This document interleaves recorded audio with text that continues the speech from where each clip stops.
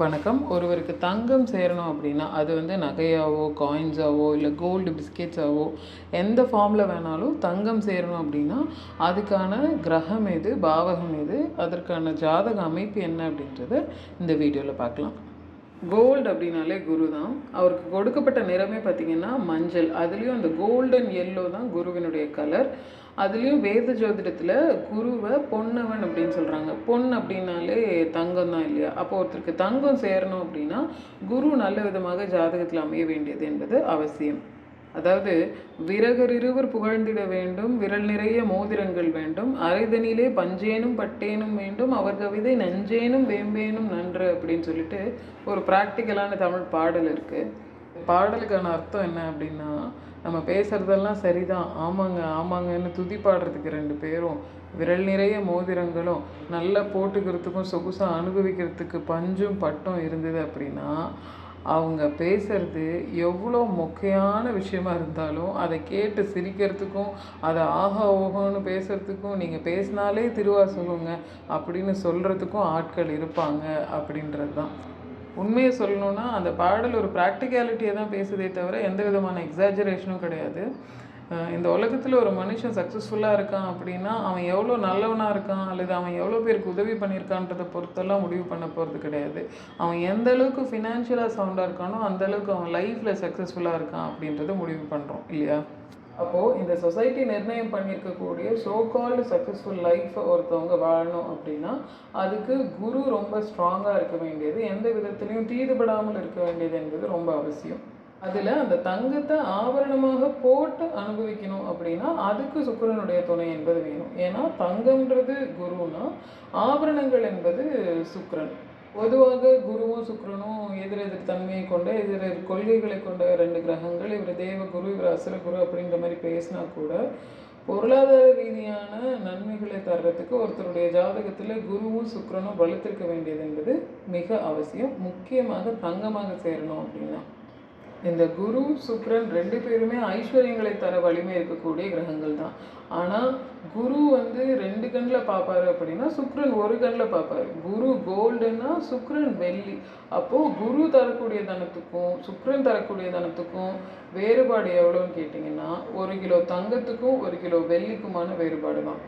அப்போது இந்த ரெண்டு கிரகங்களும் நல்ல நிலைமையில் இருக்கணும் அப்படின்னு சொல்லும் பொழுது அவங்க ஆட்சி உச்சமாக இருக்கலாம், திக்பலமாக இருக்கலாம், நண்பர்களுடைய வீட்டில் இருக்கலாம், சுபர்கள் வீட்டில் சுபர்கள் தொடர்போடு இருக்கலாம்.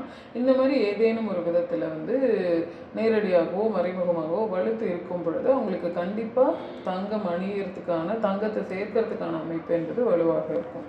இதில் குறிப்பிட்டு சொல்லக்கூடிய விஷயம் என்ன அப்படின்னா, குரு சுக்கிரனோட ரிஷபம் மற்றும் துலாம் வீட்டில் இருக்கலாம், சுக்கிரன் குருவினுடைய தனுசு மற்றும் மீன வீடுகளில் இருக்கலாம்.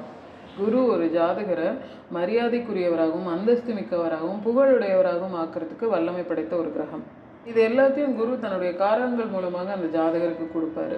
அந்த காரகங்கள் அப்படின்றது என்னென்னா நன்னடத்தை, ஒழுக்கம், சுய கட்டுப்பாடு போன்ற நல்ல குணங்கள், மேலும் தங்கம், தனம், பொருளாதார அபிவிருத்தி, இதன் மூலமாக அவருக்கு அந்த சமுதாய அந்தஸ்தை கொண்டு வந்து கொடுக்குறாரு. என்ன இப்படி சொல்கிறீங்க? நற்குணங்களோடு சேர்த்து அவர் தங்க நகையும் தர்றாருன்னு சொல்கிறீங்களா? ஊரில் பாதி பேர் வந்து தகுடு தத்தம் பண்ணி தான் பொன் பொருள் சேர்த்து வச்சுருக்காங்க அப்படின்னு நீங்கள் கேட்டிங்கன்னா அது சரியான கேள்வி தான். அதாவது குரு ஏதாவது ஒரு விதத்தில் பங்கப்பட்டு வலுத்திருக்கும் பொழுது, உதாரணமாக குரு ராகுவோட தொடர்பில் இருக்கும் பொழுது, அல்லது குரு அணி லக்னங்களாக நீங்கள் இருந்து மேஷம் விருச்சகம் கடகம் சிம்மம் தனுசு மீனம் என்று சொல்லக்கூடிய குருவினுடைய லக்னங்களாக இருந்து பகை கிரகங்களோடு சேர்ந்து அவர் வலுப்பெற்றிருந்தார், சுக்கிரனோடவே கூட சேர்ந்து ஒரே இடத்துல அவர் உட்காந்து வலுப்பெற்றிருந்தார் அப்படின்னா அப்போ வந்து ஏதாவது ஒரு தில்லுமுள்ளு பண்ணி பொன் பொருள் சேர்க்கை என்பது நடைபெற வாய்ப்பு உண்டு. பட் குரு வந்து எந்த விதத்துலையும் பங்கப்படாமல் நல்ல விதமாக வலுத்து உட்கார்ந்துருக்கும் பொழுது கண்டிப்பாக நேர்மையான முறையில் மட்டுமே அவங்களுக்கு தங்கம் தனம் என்பது சேரும். எது எப்படியாக இருந்தாலும் எந்த லக்னமாக இருந்தாலும் குரு வலுத்துட்டாரு அப்படின்னாலே அவங்களுக்கு கண்டிப்பாக தங்கம் என்பது சேரும். அந்த சேர்க்கக்கூடிய தங்கத்தின் அளவு என்பது அவர் எந்த அளவுக்கு பங்கப்படாமல் இருக்காரு அப்படின்றத பொறுத்து மாறுமே தவிர தங்கம் என்பது உண்டு. அடுத்ததான் வந்து பாவகங்களில் நம்ம பார்க்க வேண்டியது 3ஆம் பாவகம். பொதுவாகவே இந்த 3ஆம் பாவகம் தான் வந்து பொன், பொருள், அணிகலன்கள் இது எல்லாத்தையும் குறிக்கக்கூடிய பாவகம். அதாவது லக்னத்தை தொட்டு எண்ணிங்கன்னா 3ஆவதாக வரக்கூடிய வீடு.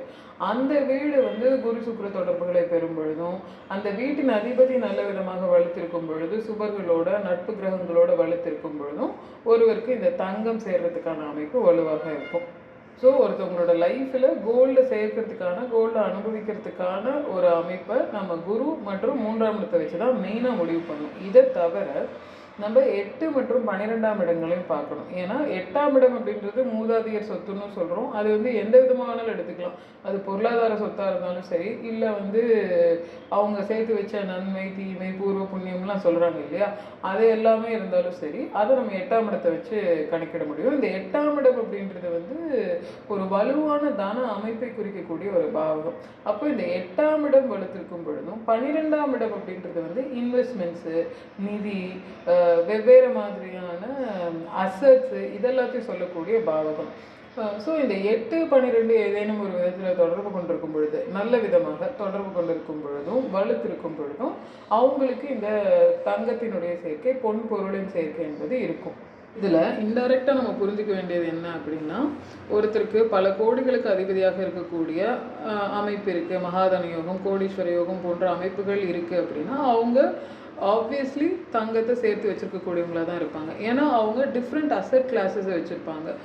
தங்க நகைகளாக, கோல்டு பார்ஸாக, லேண்ட்ஸு, விதவிதமான ப்ராப்பர்ட்டிஸ், அந்த மாதிரி பல வகைகள்லையும் தனத்தை சேர்த்து வச்சுருக்கக்கூடிய அமைப்பு என்பது அவங்களுக்கு இருக்கும். அப்போ அவங்களுக்கு உடன் சேர்த்து தங்கமும் இருக்குன்றது ஒரு இன்டைரக்டாக நம்ம புரிஞ்சிக்கக்கூடிய ஒரு விஷயம். அதாவது ஒருத்தன் தனவானாக இருக்கான் அப்படின்னா அவன் தங்கத்தையும் வச்சுருக்கான் அப்படின்றது இன்க்ளூசிவான விஷயம். இதில் இந்த கோடீஸ்வர யோகத்துக்கெல்லாம் நம்ம வந்து பணபரஸ்தானங்கள் என்று சொல்லக்கூடிய 2, 5, 8, 11ஆம் பாவங்கள், 9ஆம் பாவம், 10ஆம் பாவம் இது எல்லாத்தையும் ஆராய்ச்சி பண்ணுவோன்றது அது தனி சப்ஜெக்ட். பட் இப்போ தங்கத்தை மட்டும் நம்ம பேசும் பொழுது நமக்கு குருவை பார்க்கணும், 3ஆம் பாவகத்தை பார்க்கணும், அடிஷ்னலாக 8, 12 பாவங்களை பார்க்கணும். அடுத்தபடியாக இது எல்லாத்துக்கும் முத்தாய்ப்பாக நம்ம பார்க்க வேண்டிய ஒரு விஷயம் லக்னம் மற்றும் லக்னாதிபதி. இது எல்லாத்தையும் நமக்கு அனுபவிக்கணும் அப்படின்னா நிச்சயமாக நம்ம லக்னம், லக்னாதிபதி கெட்டு போகாமல் நல்ல விதத்தில் வலுவடைந்து இருக்க வேண்டியது என்பது அவசியம். எந்த ஒரு யோகத்தையும் நம்ம முழுமையாக அனுபவிக்கணும் அப்படின்னா லக்னம், லக்னாதிபதி வலுத்து நன்னிலை பெற்று அமர வேண்டியது என்பது மிக அவசியம். ரெண்டாவது, இயற்கை சுபர்கள் மற்றும் லக்ன சுபர்கள் சாதகமான சூழ்நிலையில் வலுத்து அமர்ந்திருக்க வேண்டும் ஒரு ஜாதகத்தில் என்பது மிக மிக அவசியம். ஒரு இயற்கை சுபர் லக்ன அசுபராகவே இருந்தால் கூட அவர் மறைமுகமாக வலுத்திருக்க வேண்டியது என்பது அவசியம். அப்போ தான் அந்த கிரகத்தினுடைய காரக நன்மைகளை நம்ம பெற முடியும். எல்லா கிரகங்களுக்கும் ஒரு முக்கியமான காரகங்கள்ன்றது இருக்குது இல்லையா. அப்போது ஒரு ரிஷப லக்னக்காரருக்கு கண்டிப்பாக குருவும் வேணும். ஆனால் அவர் எப்படி வலுத்திருக்கணும் அப்படின்னா மறைவு ஸ்தானங்களில் வலுத்திருக்கணும் அப்படின்றது நம்ம புரிஞ்சிக்க வேண்டிய ஒரு விஷயம். இந்த வீடியோ இன்ஃபர்மேட்டிவாக இருக்குதுன்னு நினச்சிங்கன்னா லைக் பண்ணுங்கள். ஜோதிட ரிலேட்டடான ஏதாவது கேள்விகள் இருக்குன்னா கமெண்ட்டில் தெரியப்படுத்துங்க. And please don't forget to subscribe to my channel, Astrology, The Science of Light. Thank you so much for listening. நன்றி, வணக்கம்.